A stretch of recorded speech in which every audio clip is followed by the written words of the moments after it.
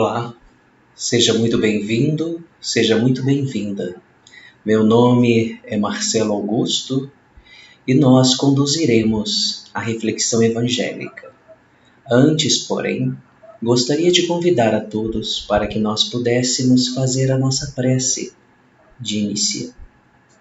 Vamos elevar então o nosso pensamento a Deus e suplicar ao Pai amantíssimo que nos inspire e nos oriente nessas nossas reflexões e que os amigos espirituais possam visitar-nos em nossas casas, em nossos ambientes de trabalho, onde quer que estejamos, e derramar sobre nós as suas bênçãos, amparando-nos, ajudando-nos a encontrar as soluções para os desafios do nosso dia.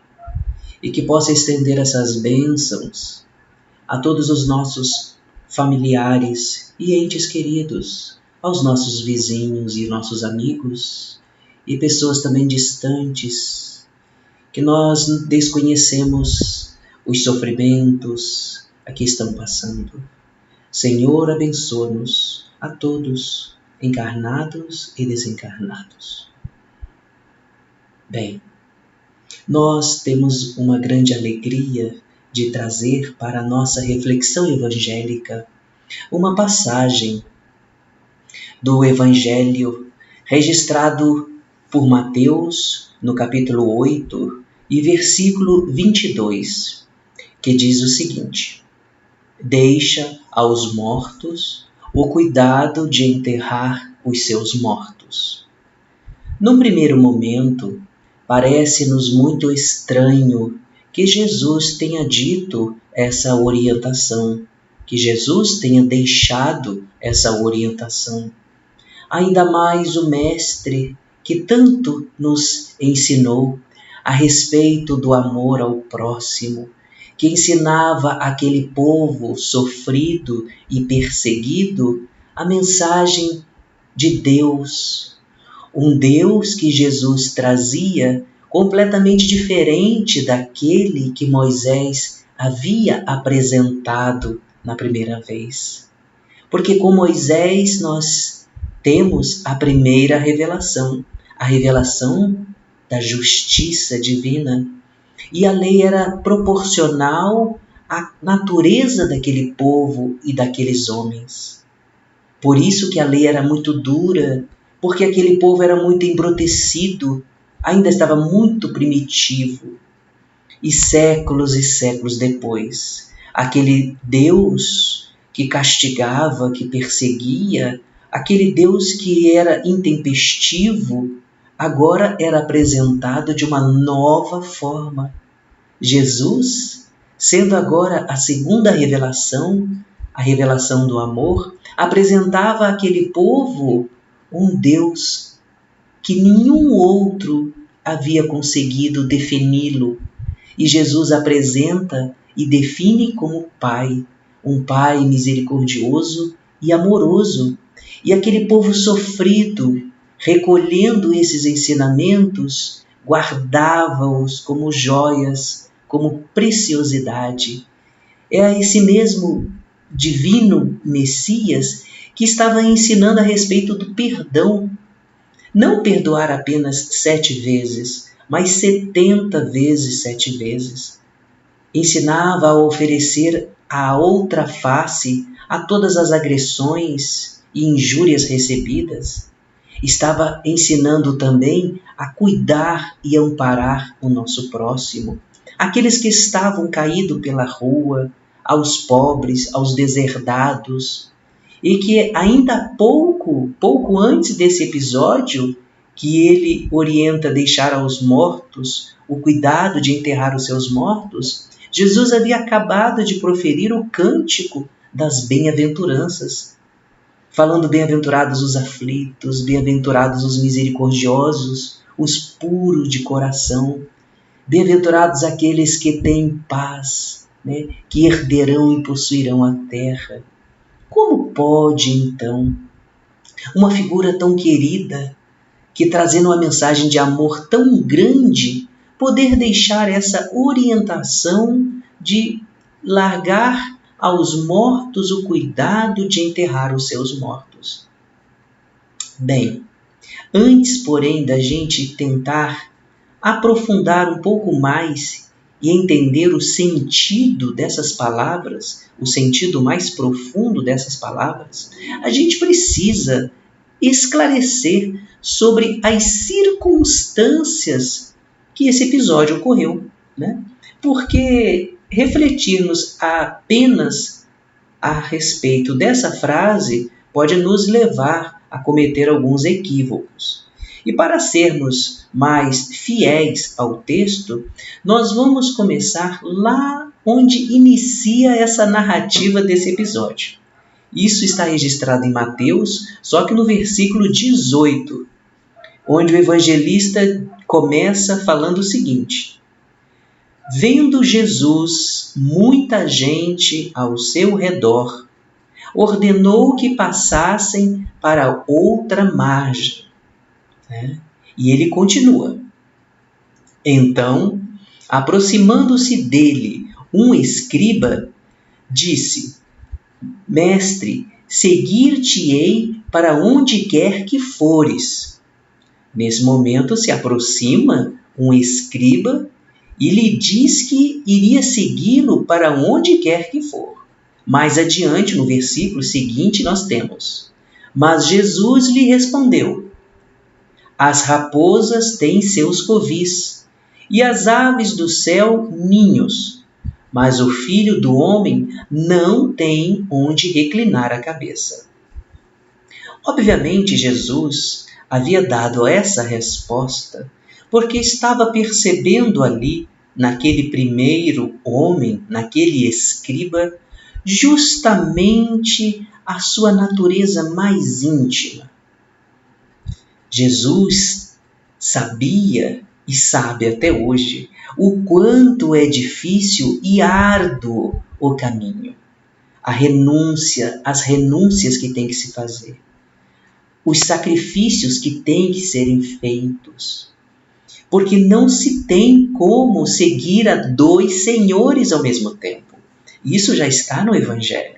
Não se pode seguir a Deus e a Mamon ao mesmo tempo. E Jesus sabia que aqueles dois homens que estavam ali se aproximando dele e dizendo que queriam segui-lo, tinham ainda essa fraqueza. Eles eram espíritos ainda muito apegados aos bens materiais, ao conforto, ao luxo, aos prazeres e aos vícios. E como ele mesmo disse nesse versículo 20, as raposas têm covis e as aves do céu ninhos. Ou seja, desde o animal mais violento até o mais simples, e encantador, todos têm aonde descansar. Tem um conforto, tem um repouso, mas o Filho do Homem não tem onde reclinar a cabeça. Vamos ver então o que foi que aconteceu no versículo seguinte. E o outro dos discípulos lhe disse: Senhor, permite-me ir primeiro sepultar meu pai. Olha só. Nesse primeiro momento, o segundo discípulo, ouvindo a resposta de Jesus, obviamente fica muito sem graça, né? E ele apresenta essa desculpa ao mestre, dizendo-lhe que deixa ele primeiro resolver o problema de sepultamento do seu pai, para depois segui-lo, né? Porque os dois estavam querendo seguir a Jesus. Mas aquela resposta que Jesus deu ao primeiro discípulo também tocou-lhe fundo, porque os dois chegaram eufóricos para falar com Jesus, né? E mais adiante, no versículo 22, finalmente Jesus replicou-lhe Jesus: segue-me agora, nós poderemos falar, e deixa aos mortos o cuidado de enterrar os seus mortos.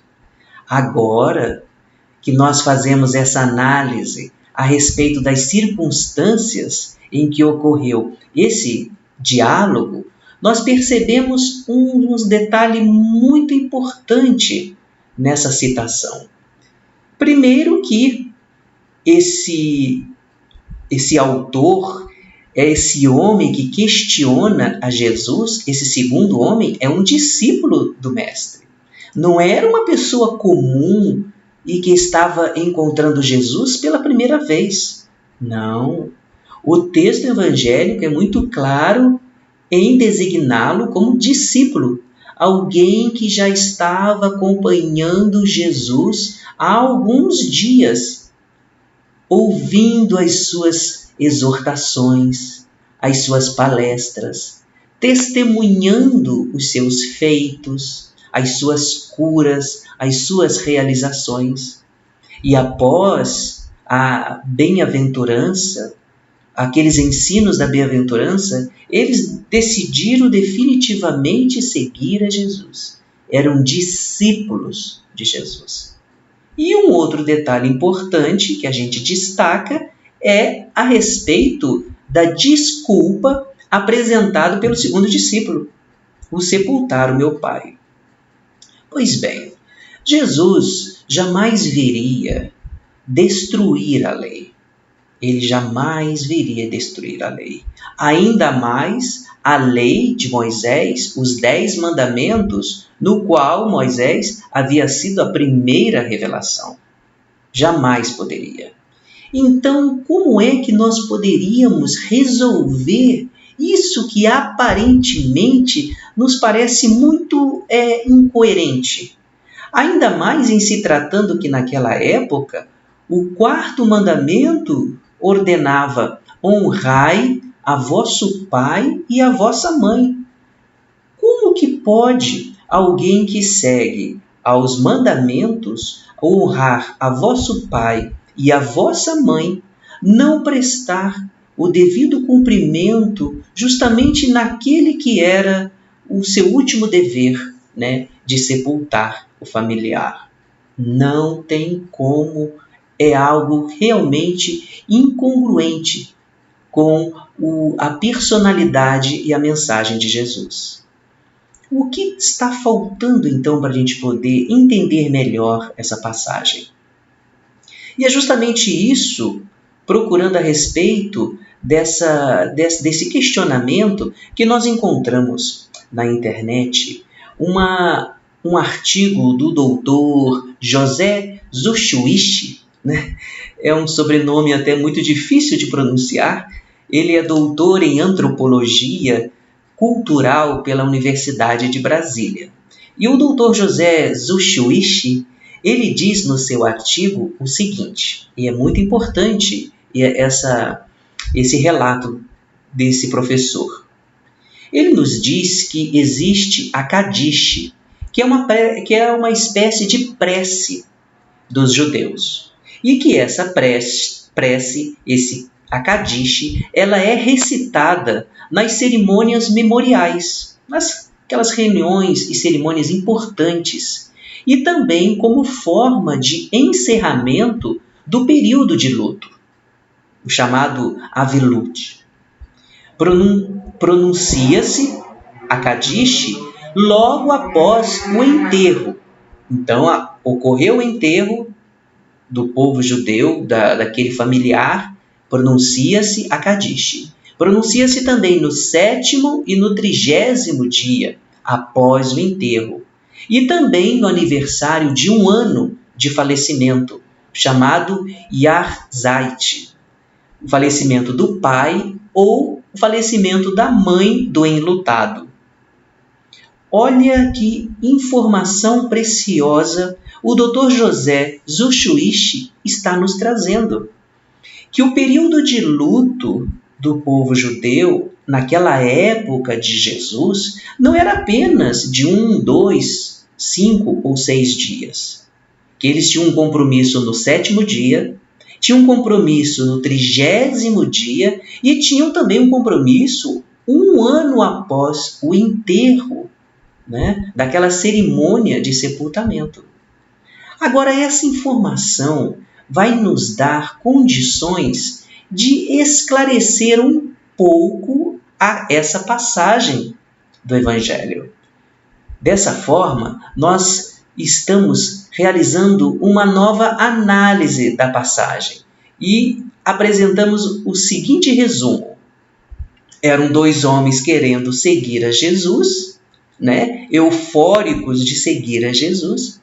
O primeiro dizendo que quer seguir Jesus e Jesus responde: não tenho onde repousar a cabeça.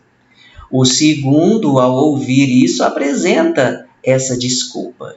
E é justamente essa desculpa de sepultar que agora a gente vai substituir pelo período de enlutamento. Ele não estava querendo apenas sepultar o seu pai. Ele estava querendo viver todo o dever de filho, inclusive até o aniversário de 1 ano de sepultamento do seu pai. Ele poderia estar ali nos dias, o 7º, o 10º dia ainda, mas aquela resposta de Jesus, não tenho onde repousar a cabeça, havia lhe tocado fundo. Como então ele poderia atender aquele desejo de seguir a Jesus? Não tinha como, ele não tinha força. Ele não estava ainda completamente desapegado das paixões e dos vícios. E ele apresentou aquela desculpa: deixe-me encerrar completamente o meu dever de filho e viver até o último minutinho o período de luto. Agora sim, a resposta de Jesus é mais coerente. E Jesus volta-se para esse discípulo e diz: segue-me agora. E deixa aos mortos o cuidado de enterrar os seus mortos, porque agora ali está apenas um cadáver. O seu pai não está ali. Ele queria ter podido falar isso, mas ele não tinha como. Jesus não tinha como falar isso. Falar que ali naquele momento não é o seu pai que você está se debruçando toda a sua atenção. É apenas um cadáver inerte. O seu pai vive e continua a viver muito mais no mundo espiritual, na vida, na pátria imortal. Porque a vida ela continua. E ele não tinha como falar isso àquele povo. Ainda mais um povo muito simples, um povo ignorante, um povo muito sofrido, um povo que estava sendo perseguido, pelos romanos que haviam invadido as suas terras e tornado eles completamente cativos de suas leis, dos seus costumes. Então era um povo que já tinha uma longa história, de séculos de perseguição, de cativeiro na Babilônia, escravos no Egito, e eles estavam esperando, ansiosos pelo Messias.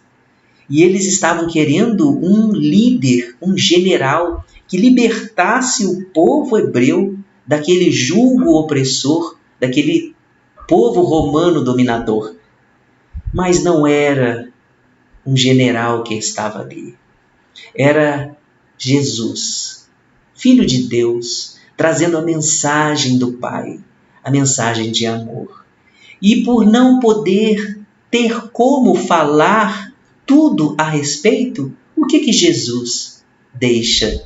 Eu rogarei ao Pai, e Ele vos enviará outro Consolador.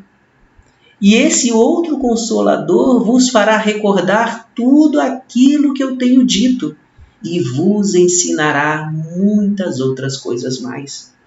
Porque como falar mais para aquele povo que tinha até mesmo um vocabulário muito reduzido, muito simples, um povo muito inculto, um povo muito sofrido. E a promessa do Consolador foi cumprida. 18 séculos depois, surge na França, em Lyon, no dia 18 de abril de 1857, a doutrina espírita, com a publicação de O Livro dos Espíritos, né? Um trabalho de codificação, um trabalho hercúleo que Allan Kardec organizou e realizou, de coletar todas aquelas respostas das vozes dos Espíritos que ecoavam em diversos lugares, em diversas regiões, extrapolando fronteiras de países, fronteiras culturais, sociais. De todos os lares, ele colhia respostas. Eram as respostas dos Espíritos. E ele precisava organizar todas essas respostas e codificou e apresentou no dia 18 de abril o Livro dos Espíritos. E essa data marca a nova era da humanidade. Finalmente, o Consolador prometido por Jesus estava à disposição da humanidade, apresentando a vida espiritual, apresentando aos homens que eles tinham a vida imortal, de que a vida não terminava no túmulo, de que havia esse intercâmbio entre o mundo espiritual e o mundo material, que havia Deus, o Pai amantíssimo, a doutrina espírita apresentando Jesus como nosso governador espiritual, como nosso mestre querido, apresentando-nos a imortalidade da alma, apresentando-nos o princípio da reencarnação, que nós somos viajantes dos milênios e já tivemos muitas e muitas outras reencarnações, e que nós trazemos em nós toda a nossa herança das outras vidas, e que não é por um passe de mágica ou por sorte que nascemos tão diferentes uns dos outros, que nós trazemos justamente aquilo que herdamos de nossas vidas anteriores. E com as nossas missões, com as nossas provações e com as nossas expiações, cada um em seu caminho de aperfeiçoamento, trazendo aquilo que precisa ser corrigido, trazendo aquilo que precisa ser provado e trazendo a sua contribuição para a sociedade. E através da doutrina espírita, esse marco da nova era do espírito, que inicia-se esse aprofundamento da vida espiritual. E hoje, mais de 150 anos depois do advento da doutrina espírita, do advento da terceira revelação, que agora a terceira revelação, diferente das outras duas revelações, ela não está mais centralizada num personagem, porque a primeira foi Moisés, com a lei de justiça. A segunda revelação foi Jesus, né, com a lei do amor. E a terceira revelação não tem um personagem central, são os próprios Espíritos, o Espírito de verdade. E o que nós hoje podemos colher de informações 150 anos depois do advento da doutrina espírita é muito enriquecedor para a nossa reflexão de hoje a respeito dessa passagem. E é justamente sobre essa passagem que nós trouxemos aqui o que está registrado no Evangelho segundo o Espiritismo, capítulo 23, onde Allan Kardec diz que as considerações de Jesus não podiam conter censura àquele que considera um dever de piedade filial ir sepultar o seu pai. Realmente. E mais adiante, Kardec, no Evangelho, ainda no item 8, diz que essa exortação de Jesus tem um sentido mais profundo, que só o conhecimento mais completo da vida espiritual podia tornar perceptível, né?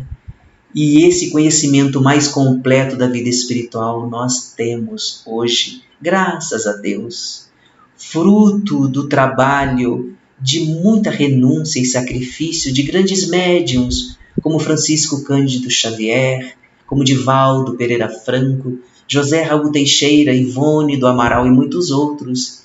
E é um desse trabalho, desses médiuns, que hoje nós trazemos para reflexão, que está lá no livro Pelos Caminhos de Jesus, da autora Amélia Rodrigues, pela psicografia do médium Divaldo Franco. Ela, em 1987, no prefácio desse livro, ela vai nos trazer: é necessário parar na desabalada corrida da falta de tempo para reviver Jesus. Amélia Rodrigues, em 1987, nos dando essa recomendação de que era preciso parar na desabalada corrida da falta de tempo. Parece que ela está falando hoje para nós, que nós estamos nessa corrida alucinada. O que é corrida desabalada de falta de tempo? É a rotina. Todo mundo naquela rotina alucinante, vai para cá e vem para lá e faz isso, faz aquilo, e nunca tem tempo para nada. O que a nossa benfeitora está pedindo? É necessário parar. E o que hoje está acontecendo conosco? Que está acontecendo com o mundo inteiro? Se não é a natureza, o menor dos seres vivos, o vírus, um vírusinho pequenininho que nos convida a parar com essa corrida desenfreada da falta de tempo. Veja só, parece que é muito atual e contemporâneo essa orientação da benfeitora. E um outro trabalho também muito importante de Emmanuel, agora pela psicografia de Francisco Cândido Xavier, no livro Fonte Viva, também refletindo sobre essa passagem evangélica, Emmanuel vai nos falar o seguinte: que cadáver é carne sem vida, enquanto que um morto é alguém que se ausenta da vida. Que Jesus não estava orientando que deixasse aquele cadáver insepulto. Não. A recomendação de Jesus foi: deixai aos mortos o cuidado de enterrar os seus mortos. E não aos cadáveres o cuidado de enterrar seus cadáveres. Não. Existe uma responsabilidade muito grande, um dever de piedade filial, ir sepultar o seu pai, ir sepultar o cadáver. Mas Jesus falava algo ainda muito mais profundo que Emmanuel hoje, Hoje não, algumas décadas atrás, estava nos esclarecendo que morto é alguém que se ausenta da vida. Percebam se não é muito coerente com aquilo que Amélia Rodrigues havia falado ainda há pouco, que a gente trouxe ainda há pouco, sobre ter que parar essa desabalada correria de falta de tempo. Alguém que se ausenta da vida é justamente alguém que não tem tempo, que está mergulhado na rotina. Olha quanto é triste a rotina. Acordamos de maneira mecânica, escovamos os dentes, lavamos o rosto, fazemos a nossa higiene, trocamos de roupa, pegamos os mesmos ônibus ou fazemos o mesmo trajeto, chegamos no mesmo ambiente de trabalho, comentamos as mesmas coisas com as mesmas pessoas, E naquela coisa mecânica nem percebemos ninguém, as expressões faciais, nem mesmo percebemos como é que está o dia. Voltamos para casa, realizamos mais uma vez a nossa higiene, jantamos, lanchamos, fazemos uma refeição e vamos dormir. Essa é a rotina. Será que nós estamos vivendo? Será que nós vivemos aquele dia? Será que nós percebemos o olhar do outro, daquele nosso ente querido, do nosso familiar? Será que naquela manhã foi a última manhã que tivemos a grata satisfação de conviver com aquele ente querido e que ao voltarmos mais tarde não o veremos mais ali? Será que o brilho dos olhos daquele familiar estava nos revelando algo, um pedido a mais? Estava nos solicitando algo a mais? Um socorro e a gente não pôde perceber isso? Será que nosso ambiente de trabalho, nosso colega aflito, sem saber o que fazer diante dos desafios da vida, estava ali querendo nos perguntar algo, todo ruborizado, com aquela sudorese, com aquele olhar súplice, e que a gente não percebeu, por estarmos mergulhados na rotina, naquela coisa de falta de tempo e só enxergar a nós mesmos? Será que nós o veremos no dia seguinte, esse companheiro de trabalho? Quanto triste, né? E a gente percebe nos noticiários quantas pessoas cometem crimes hediondos pelas mais pequeninas coisas. Às vezes um desemprego ou a expectativa de ser desempregado, de ser demitido, às vezes faz com que o homem cometa as maiores tragédias, até mesmo com a sua própria família. E às vezes esse homem estava ao nosso lado, nesse mesmo dia, e nós poderíamos ter evitado, né? Então, Emmanuel, o benfeitor, no capítulo 143, fala que morto é alguém que se ausenta da vida. E nós, quantas vezes nos ausentamos da vida? Nos ausentamos do nosso próximo. E ele mais adiante vai dizer: desperta e vive com todos, por todos e para todos, porque ninguém respira tão somente para si. Veja se essa mensagem do capítulo 143 não parece uma mensagem dita nesse período de pandemia, né? Ninguém respira tão somente para si. Nós que estamos tão preocupados com esse cuidado com o nosso próximo, parece que a mensagem que esse vírus nos trouxe nos despertou para esse dever que nós temos com todos, e um dever que nós temos que fazer por todos e para todos. E será que nós estamos fazendo isso? Será que nós estamos atendendo isso? E não apenas no cuidado, colocando máscara, nos higienizando, evitando aglomerações, né? Ou será que nós só estamos fazendo isso? Cuidando do nosso próximo apenas na questão da epidemia, da doença epidemiológica? Será que nós estamos atentos à doença do espírito? Aquelas perturbações que acometem a alma humana e que está ao nosso lado e que não é máscara e nem álcool que vai nos imunizar. Pelo contrário, que é preciso a empatia, é preciso desvencilhar desse orgulho e desse egoísmo para nos entregarmos ao próximo, né?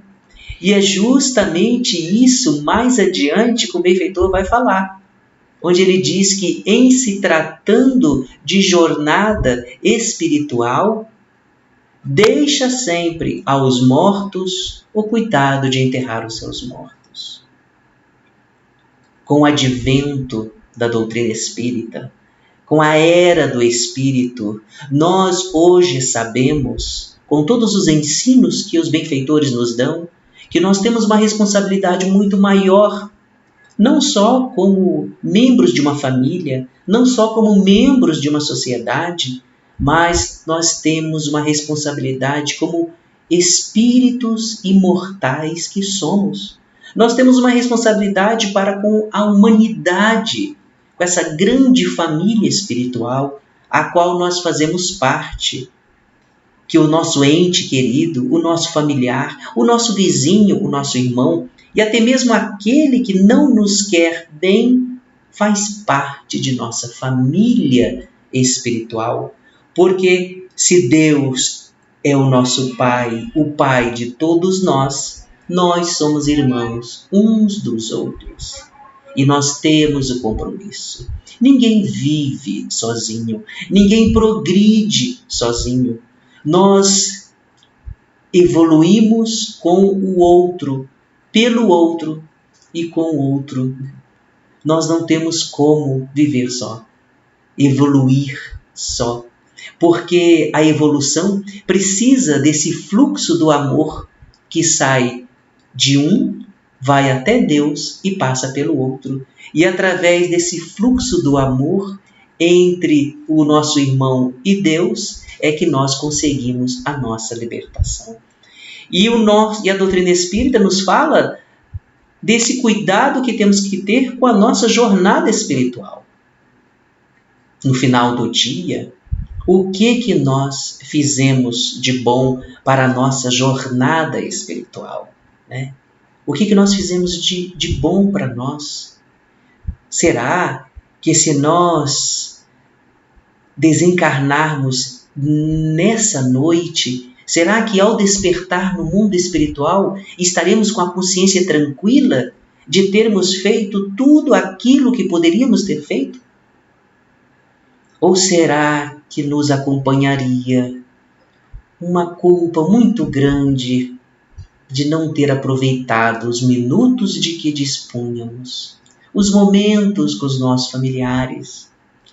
E lembrar daquela recomendação de Jesus, né?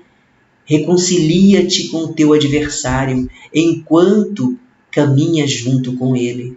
Será que nós estamos aproveitando cada tesouro que nós temos? O tesouro, o tempo, o minuto que passa é um tesouro que não volta mais. Nós precisamos atentar para essa responsabilidade que temos como espíritos imortais e deixar aos mortos, aqueles que estão apegados com a matéria, aqueles que estão apegados com os vícios, aqueles que estão apegados com as paixões, o cuidado com as paixões, né? E perceber que existe algo muito mais do que isso, algo imortal, né? E agora sim, nós conseguimos recordar daquele versículo 18, onde Jesus diz, onde o evangelista registra o seguinte: vendo Jesus muita gente ao seu redor, ordenou que passassem para outra margem. E nós? Será que nós estamos na outra margem, junto com Jesus? Ou nós estamos na mesma margem que todos aqueles que desconhecem Jesus se aglomeram? Onde todos aqueles que desconhecem Jesus e vivem enclausurados nas suas paixões, encarcerados nos seus vícios, nos seus erros medíocres e nas suas preocupações medíocres, será que nós estamos de qual lado da margem? Será que nós já estamos dispostos para uma vida de renúncia e sacrifício, de desapego completo? Como será que nós estamos, né? Será que nós estamos preparados? Agora sim, conseguimos compreender de maneira mais profunda a mensagem de Jesus. Deixa aos mortos o cuidado de enterrar os seus mortos, né? E nesse período em que nós estamos de quarentena, que nós estamos isolados, também é importante considerar: será que estão suspensas também as dores do nosso próximo?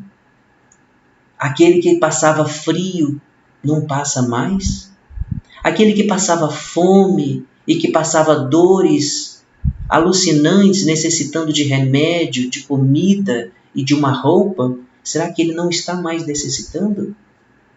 Será que aquele que necessita de orientação, de um socorro, que está à beira de cometer um crime contra si mesmo ou contra o próximo, precisando de acolhimento, precisando de um abraço, de uma companhia, de um aperto de mão?